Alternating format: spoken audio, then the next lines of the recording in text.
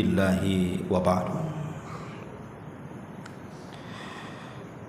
Alhamdulillah, segala puja dan puji hanya milik Allah subhanahu wa ta'ala. Salawat dan juga salam tentunya kita hadiahkan kepada Rasul kita Nabi besar Muhammad sallallahu alaihi wa ala alihi wasallam. Ma'asyiral muslimin wal muslimat rahimani wa rahimakumullah. Alhamdulillah kita bisa kembali untuk bertalabul ilmi. Kita akan mengkaji sebuah tema diambil dari ucapan Al-Imam Asy-Syafi'i rahimahullahu ta'ala, di mana beliau mengatakan inna lillahi ibadan futana talaqud dunya wa khaful fitana nadharu fiha falamma alimu annaha laysat lihayyin watana ja'aluha lujjatan wattakhadhu salihal a'mali fiha sufuna. Itulah petikan bait syair yang diungkapkan oleh Muhammad ibn Idris atau dikenal dengan Imam Syafi'i rahimahullahu ta'ala. Apa maknanya? Inna lillahi ibadan futana. Sesungguhnya Allah subhanahu wa ta'ala memiliki hamba-hamba yang cerdas dan juga berakal. Talaqud dunya wa khaful fitana. Mereka meninggalkan dunia dan takut akan fitnahnya. Nadharu fiha falamma alim. Mereka melihat dunia dan ketika mereka mengetahui annaha laysat lihayyin watana, ternyata dunia bukanlah tempat yang layak untuk tinggal. Ja'aluha lujjatan wattakhadhu. Akhirnya mereka pun menjadikan dunia ini sebagai lautan. Salihal a'mal fiha sufuna. Dan amal saleh mereka jadikan sebagai perahunya. Ma'asyiral muslimin yang dimuliakan Allah subhanahu wa ta'ala, ungkapan Imam Syafi'i ini sangat dalam karena bicara tentang rihlatul haya, perjalanan kehidupan manusia. Jadi tema malam ini adalah rihlatul haya, bagaimana menelusuri perjalanan hidup manusia. Ma'asyiral muslimin yang dimuliakan Allah subhanahu wa ta'ala, kata Imam Syafi'i rahimahullahu ta'ala di sini, inna lillahi ibadan futana. Sesungguhnya Allah itu memiliki hamba-hamba yang cerdas. Siapa hamba Allah yang cerdas itu? Disebutkan dalam sebuah hadis dari Abi Ya'la Syaddad ibn Aus radhiyallahu anhu,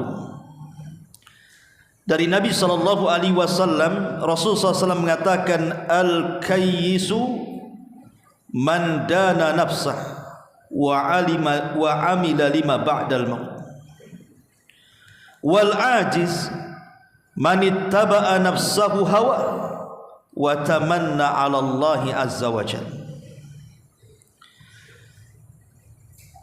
Nabi SAW mengatakan, orang yang cerdas itu, orang yang pintar itu, orang yang berakal itu adalah orang yang memperhitungkan keadaan dirinya dan suka beramal untuk mencari bekal setelah kematiannya.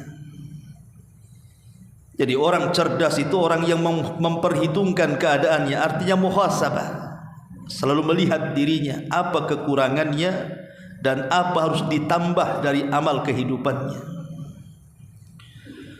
Kemudian juga dia terus beramal untuk mencari bekal sesudah kematian. Itulah orang cerdas, muhasabah dan terus beramal. Tapi orang yang tidak cerdas, orang yang lemah, wal ajiz man ittaba'a nafsahu hawa, orang yang mengikuti hawa nafsunya, wa tamanna 'ala Allah, dan orang yang terus mengharap-harapkan kemurahan dari Allah tapi dia tidak mau beramal sedikit pun. Inilah orang cerdas, orang yang senantiasa introspeksi diri ataupun muhasabah dan senantiasa melakukan banyak amal saleh untuk kematiannya. Kemudian kata Imam Syafi'i rahimahullahu ta'ala, talaqud dunya wa khaful fitnah.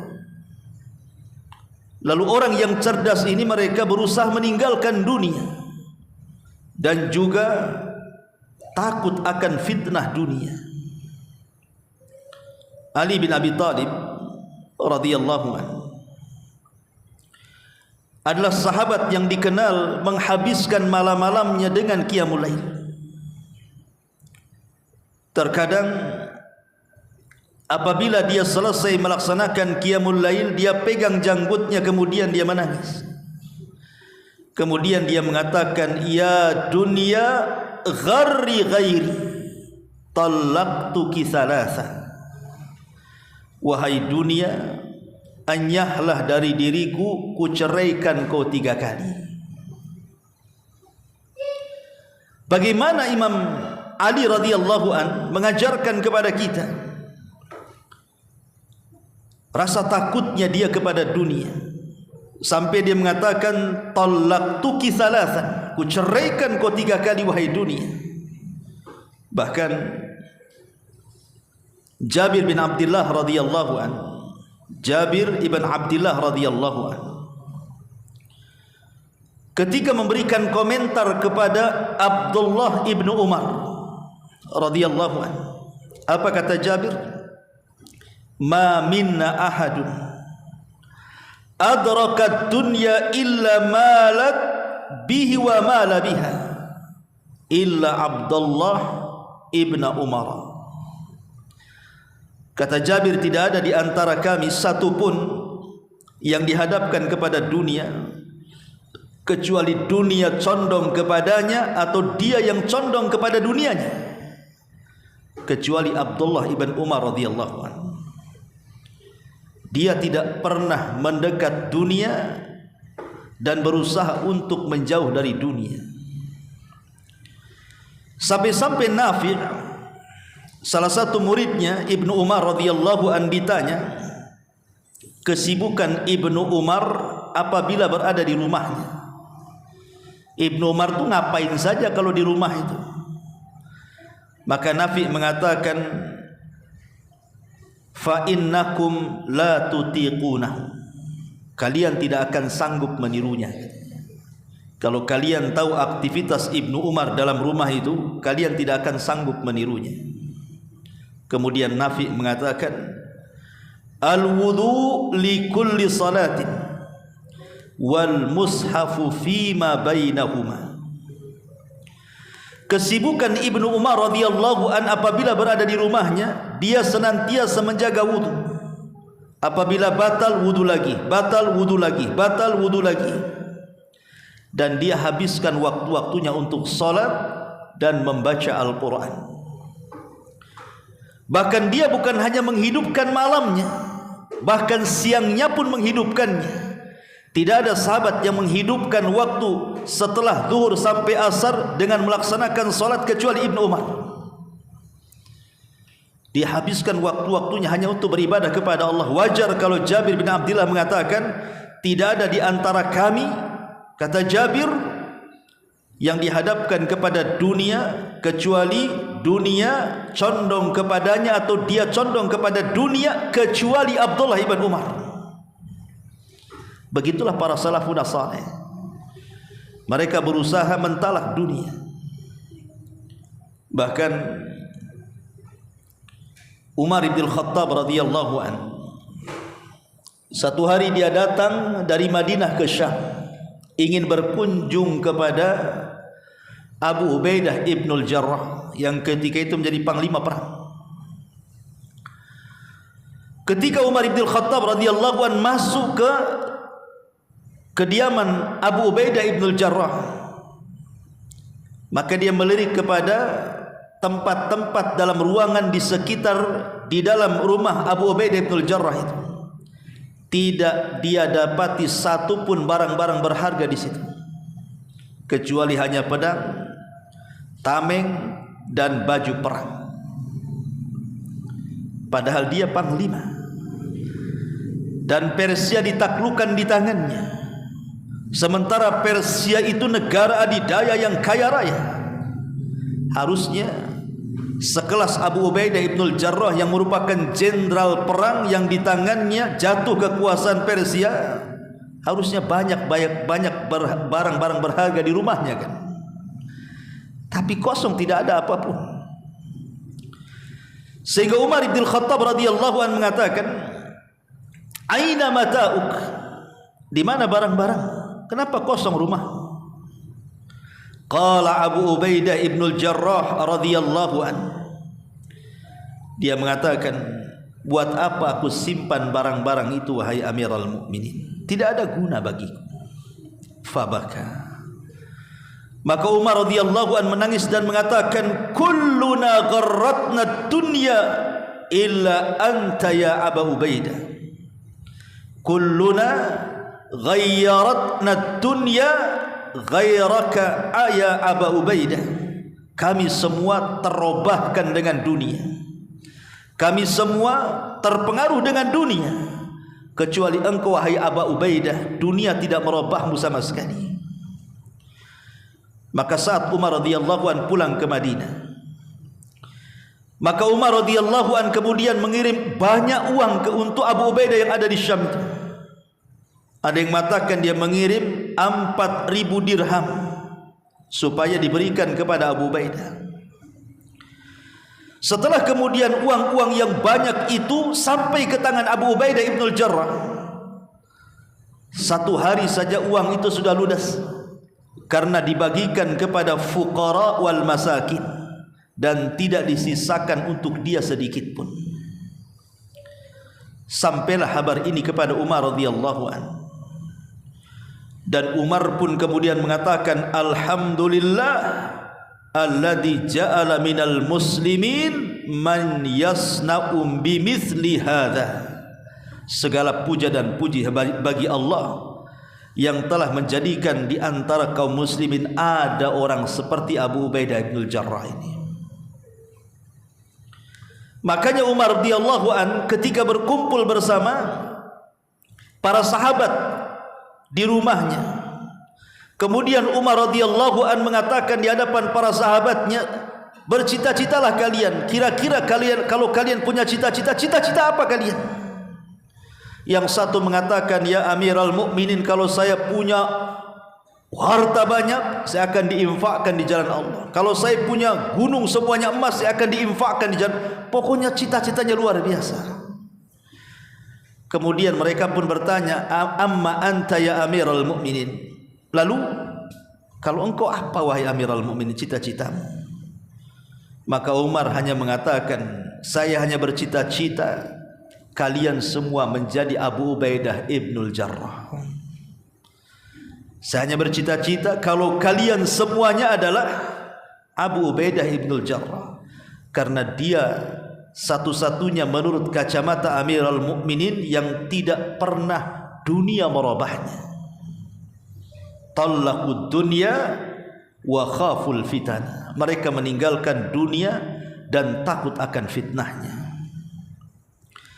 Fatimah bintu Abdul Malik, Fatimah bintu Abdul Malik, istri daripada Umar bin Abdul Aziz radhiyallahu anhu, dia pernah mengatakan, "Ma ra'aitu ahadan aktsar salatan wala siyaman min Umar ibni Abdul Aziz wala ahadan ashad khaufan wa wajalan min rabbih jalla fi'ula minhu kana yusalli al-isya thumma yajlis yabki ala halihi wa ala dunya hatta taghlibahu ainah.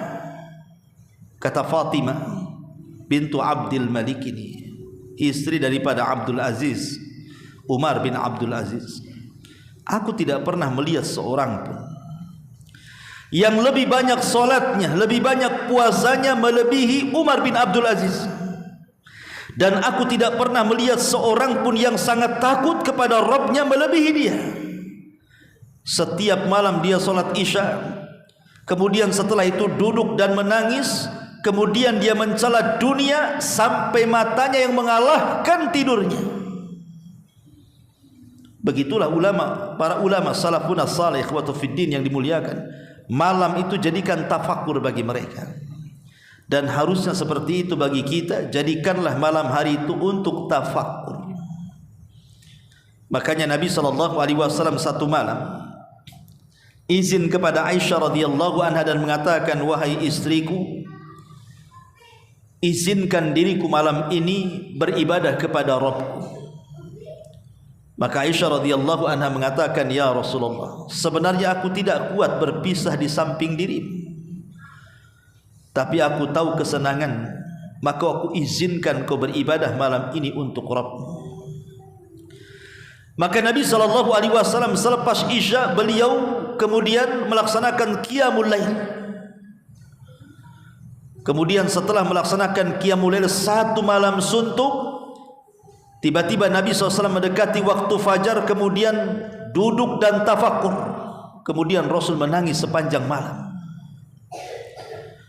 Setelah sholat subuh, bekas tangisannya nampak di mata Rasul.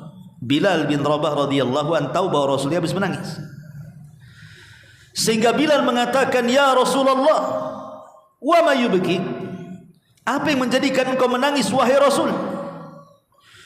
Maka Nabi SAW mengatakan, ya Bilal, unzilat alayya ayah, semalam ada ayat turun kepadaku, wailun liman qara'aha wa lam yatadabbaraha, celaka bagi orang yang membacanya tapi tidak merenungkannya. Kemudian Rasul membacakan, inna fi khalqis samawati wal ardh wa ikhtilafil laili wan nahar la ayati liulil albab alladzina yadhkuruna Allaha qiyaman wa qu'udan wa 'ala junubihim wa yatafakkaruna fi khalqis samawati wal ardh rabbana ma khalaqta hadza batila subhanaka faqina adzabannar. Kata Rasul, celaka orang yang membaca ayat ini tapi tidak merenungkannya.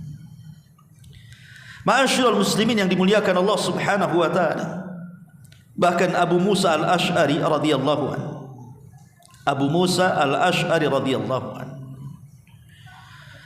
lamma kana ala firashil maut, saat detik-detik wafatnya, ketika dia merasakan sakit parah, maka para sahabat mendatangi Abi Musa al-Asy'ari ini, kemudian mengatakan, lau rafaqta bi nafsika ya Aba Musa. Karena Abu Musa itu walaupun sakit, dia tahan-tahankan sakitnya, lisannya terus berzikir, lisannya terus membaca Al-Quran, dan dia berusaha untuk sholat walaupun dalam kondisi sakit seperti itu.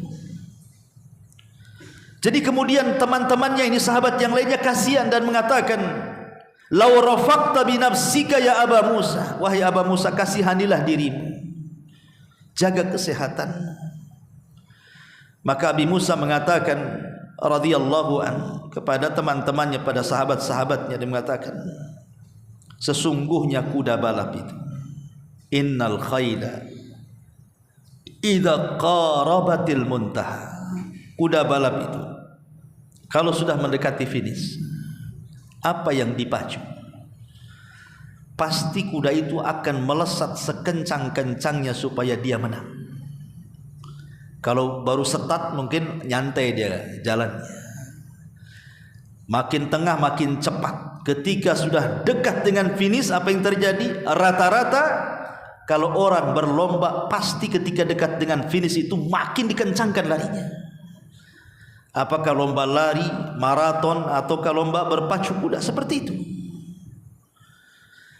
Abu Musa al-Asy'ari ingin mengatakan, aku ini sudah dekat kematianku, artinya sudah dekat dengan finish. Sebagaimana pemacu kuda dalam sebuah perlombaan apabila dekat dengan finish maka dia akan dipacu sekencang-kencangnya, maka diriku pun sama. Aku sudah hampir finish, maka aku harus memperbanyak apa yang akan aku bawa menuju kematianku. Begitulah Abi Musa al-Asy'ari radhiyallahu anhu. Talaqud dunya wa khaful fitan. Mereka meninggalkan dunia dan takut fitnah daripada dunia. Karena fitnah dunia ini membahayakan kehidupan manusia. Allah tidak mencela kita kaya, Allah tidak mencela kita banyak harta, tidak. Yang Allah cela itu adalah alhaakumut takatsur. Kalau harta dan berlomba-lombanya mencari harta itu melalaikan kita. Al-asyaratul mubasysyiruna bil jannah, 10 sahabat yang disaksikan masuk surga itu rata-rata orang kaya, bukan orang miskin. Abu Bakar orang kaya, Umar orang kaya, Utsman orang kaya, Abdurrahman bin Auf orang kaya, rata-rata orang kaya. Tidak dicela dalam Al-Quran, bahkan dihabar gembirakan masuk surga. Jadi hakikat harta itu, mengumpulkan harta itu tidak tercela. Yang tercela itu kalau harta itu membawa fitnah bagi kita. Karena Rasul yang mengatakan likulli ummatin fitnah wa fitnatu hadhil ummah al-mal. Setiap umat ini punya fitnahnya sendiri-sendiri, dan fitnah yang menimpa umatku, kata Rasul, kalau sudah bercerita tentang harta. Makanya Amr bin Maimun al-Adawi dan Mus'ab bin Sa'ad bin Abi Waqqas radhiyallahu anhuma menceritakan bahwa Sa'ad bin Abi Waqqas mengajarkan kepada putra-putranya beberapa kalimat sebagaimana seorang guru mengajarkan menulis kepada murid-muridnya. Lalu beliau berkata, sungguh Nabi SAW pernah berlindung dari 5 perkara di penghujung solatnya. Allahumma inni a'udzubika minal bukhli wa a'udzubika minal jubni wa a'udzubika min an aradda ila ardalil umuri wa a'udzubika min fitnatid dunya wa a'udzubika min adzabil qabri. Ya Allah, aku berlindung kepadamu dari kebakhilan. Ya Allah, aku berlindung kepadamu dari sifat kepengecutan. Ya Allah, aku berlindung darimu dari kepiluan, kepikunan. Ardalil umur itu artinya orang pikun. Dan aku berlindung kepadamu dari fitnah dunia dan juga siksa kubur. Sampai-sampai Nabi SAW menyebut fitnah dunia dan berlindung dari fitnahnya pada setiap di penghujung salat, menunjukkan bahwa fitnah dunia itu dahsyat karena diulang-ulang dalam setiap penghujung salat. Makanya kenapa Allah Subhanahu wa taala berfirman, wasbir nafsaka ma'al ladina yad'una rabbahum bil ghadati wal ashi yuriduna wajha wa la ta'du aynaka anhum turidu zinatal hayatid dunya. Dan bersabarlah engkau wahai Muhammad bersama orang-orang yang menyeru Tuhannya pada pagi dan senja hari dengan mengharap keridhaannya, dan janganlah kedua matamu wahai Muhammad berpaling dari mereka karena mengharapkan perhiasan kehidupan dunia. Kalau Nabi saja dilarang, oleh Allah ditegur jangan sampai kedua matanya tertarik dengan dunia. Dan Allah juga katakan dalam ayat yang lain, wala tamudanna ainaika ila ma matta'na bihi azwajan minhum zahratal hayatid dunya. Dan janganlah engkau wahai Muhammad menunjukkan pandangan matamu kepada kenikmatan yang telah kami berikan kepada beberapa golongan dari mereka sebagai ujian kehidupan dunia. Dan banyak lagi ayat. Kalau Rasul saja oleh Allah diberikan teguran seperti itu, apalagi kita. Ya, karena fitnah dunia ini bisa saja menghancurkan kehidupan kita. Lihat Qarun. Qarun ini dulunya ahli ibadah, orang yang paling taat dengan ajaran Musa, Tapi ketika dibentangkan dunia, dia pun menjadi kufur. Dan Allah katakan fa khasafna bihi wa bidarihil ardh, kami tenggelamkan si Qarun dan seluruh dunia yang dimilikinya. Talaqud dunya wa khaful fitana. Nadharu fiha, kata Imam Syafi'i, nadharu fiha falamma alimu annaha laysat lihayyin watana. Kemudian orang cerdas ini melihat kepada dunia. Ketika mereka mengetahui dunia itu, rupanya dunia itu laisat lihayyin watana, bukan tempat untuk ditinggali. Dunia ini tempat yang fana, ikhwan. Tetapi banyak manusia yang kemudian lalai dari kefanaan dunia, seolah-olah dia ingin hidup selamanya. Apa yang menyebabkan mereka berpikir seperti itu? Jama'a amalan wa addadah yahsabu anna malahu akhladah. Karena mereka terfitnah dengan dunia, mengumpul-ngumpulkannya, menghitung-hitungnya, akhirnya dia merasa bahwa dia akan dikekalkan dengan dunianya. Padahal dunia itu hanya sebentar saja. Lihat bagaimana Allah Subhanahu wa taala gambarkan betapa sebentarnya manusia hidup di dunia itu. Wa yauma yahsyuruhum ka'an lam yalbasu illa sa'atan minan nahar yata'arafuna bainahum qad khasira alladhina kadzdzabu biliqa'illah wa ma kanu muhtadin. Dan ingatlah akan hari yang di waktu itu Allah mengumpulkan mereka semuanya. Mereka merasa di hari itu, maksudnya di padang mahsyar, seakan-akan mereka tidak pernah berdiam di dunia kecuali hanya sesaat di waktu siang saja. Jadi di padang mahsyar itu orang berpikir seolah-olah mereka tidak pernah tinggal di dunia, kecuali hanya lewat saja di siang hari, begitu saja. Padahal mungkin boleh jadi ketika di dunia ada yang meninggal di usia 40, 50, 56 tahun, 60 tahun atau 100 tahun. Tapi ketika kehidupan mereka sudah kemudian berada di akhirat, mereka memandang dunia itu seolah-olah sebentar mereka tinggal di situ. Dalam ayat yang lain, ka'annahum yauma yarawnaha lam yalbathu illa asyiyatan aw duhaha. Pada hari mereka melihat hari berbangkit itu, seolah-olah dia tidak tinggal di dunia melainkan sebentar saja di waktu sore atau waktu pagi. Dan Allah mengatakan, yauma yunfakhu fis suri wa nahsyurul mujrimina yauma idzin zuraqa yatakhafatuna bainahum illa bistum illa ashra nahnu a'lamu bima yaqulun idh yaqulu amsaluhum tariqata in labistum illa yauma. Yaitu hari yang di waktu itu ditiup sangkakala, dan kami akan mengumpulkan pada hari itu orang-orang yang berdosa dengan muka yang biru muram. Mereka berbisik-bisik di antara mereka, kalian tidak pernah berdiam di dunia melainkan hanyalah 10 hari saja. Kami lebih mengetahui apa yang mereka katakan. Ketika berkata orang yang paling lurus jalannya di antara mereka, kalian tidak pernah berdiam di dunia melainkan hanya 1 hari saja. Jadi kacamata akhirat, kalau kita melihat dunia itu seolah-olah hanya melintas saja. Betul kata Nabi SAW kepada Ibnu Umar radhiyallahu anhu dan mengatakan, ya Ibnu Umar, kun fid dunya ka'annaka gharib aw abir sabil. Wahai Ibnu Umar, jadilah di dunia seperti kau seorang musafir atau seperti orang asing. Musafir, orang asing itu tidak mungkin menempati satu tempat yang dilewatinya terlalu lama karena dia ingin cepat sampai di tujuan. Pasti hanya lewat begitu saja.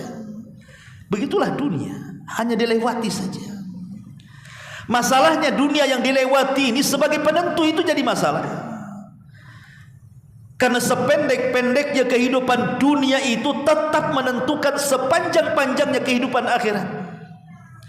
Makanya jangan sampai kemudian pendeknya kehidupan dunia ini membuat penyesalan manusia ketika berhadapan dengan Allah di hari yang tidak akan pernah ada ujungnya. Karena yang masuk neraka dikekalkan, yang masuk surga juga sama. Dan yang menentukan itu kehidupan dunia.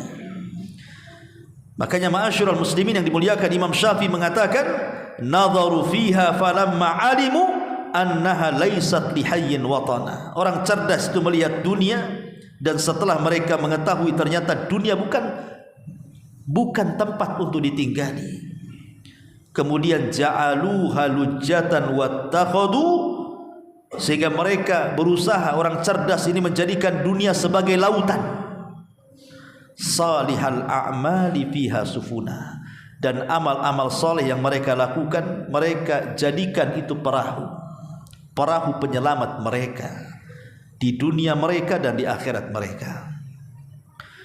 Ma'asyiral muslimin yang dimuliakan Allah Subhanahu wa taala, inilah kandungan daripada bait syair dari Imam Syafi'i rahimahullahu taala yang cukup dalam isinya. Baik kita bentangkan sedikit. Ma'asyiral muslimin yang dimuliakan Allah Subhanahu wa taala, manusia berada di beberapa penjara dalam kehidupannya. Pertama, kita dipenjara dalam sulbi ayah kita. Kemudian setelah itu Allah penjarakan lagi kita dalam rahim ibu kita. Kemudian setelah itu lahirlah kita. Setelah lahir tetap kita berada di penjara. Besar sedikit disekolahkan, terpenjaralah kita dengan sekolah. Gak sekolah marah orang tuanya, kenapa kau bolos? Terpenjara juga dia, penuh dengan aturan. Setelah lepas sekolah terpenjara dengan pekerjaan, sebab kalau dia tidak bekerja tidak makan. Dipenjaralah di PT-nya. Tidak masuk seminggu kena pecat, terpaksa dia harus tinggal di PT, bagaimanapun ikut aturan. Setelah kemudian terpenjara dengan pekerjaannya, kemudian menikah, terpenjara pula dengan istrinya. Pergi kemana bang? Jam 5 pulang. Gitu ya, terpenjara juga. Istri juga sama, kata suami, jangan lama-lama di tetangga, pulang cepat. Nggak bisa. Orang itu akan terpenjara terus. Karena manusia itu wajib akan diberikan oleh Allah ujian. Salah satunya penjara. Karena memang dunia ini, kata Nabi SAW, ad-dunya sijnul mu'min wa jannatul kafir.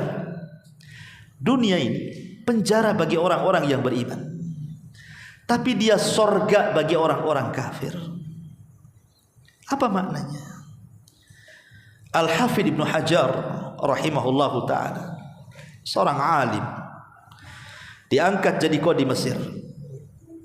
Dan Ibnu Hajar itu sama dengan Imam Malik, suka memakai pakaian rapi, pakaian yang mewah kalau hendak mengajar hadis Nabi SAW, karena ta'zim kepada hadis Nabi.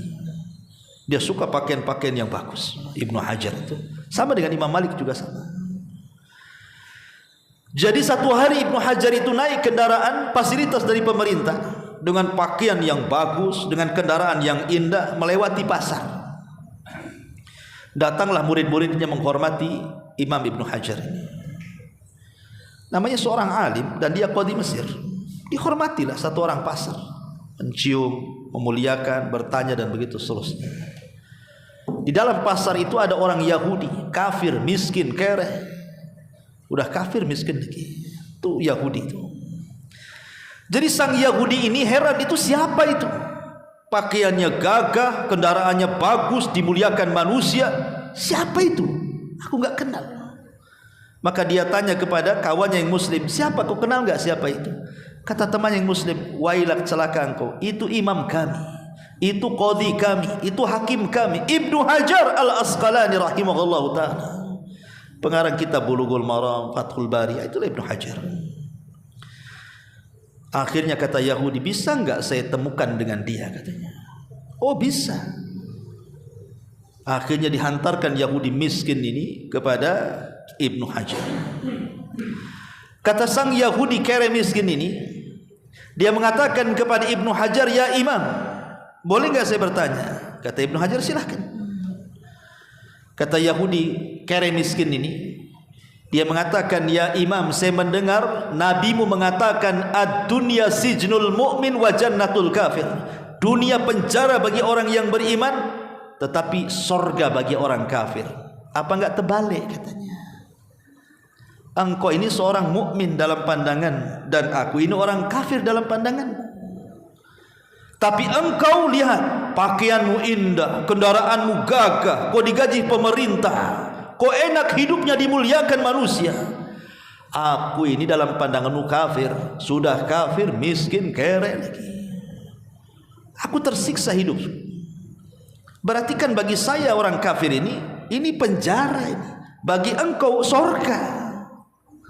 Lalu bagaimana hadis ini katanya? Harusnya kan dibalik. Ibnu Hajar Al-Asqalani ingin memahamkan hadis ini kepada Yahudi kafir miskin ini. Gini ya.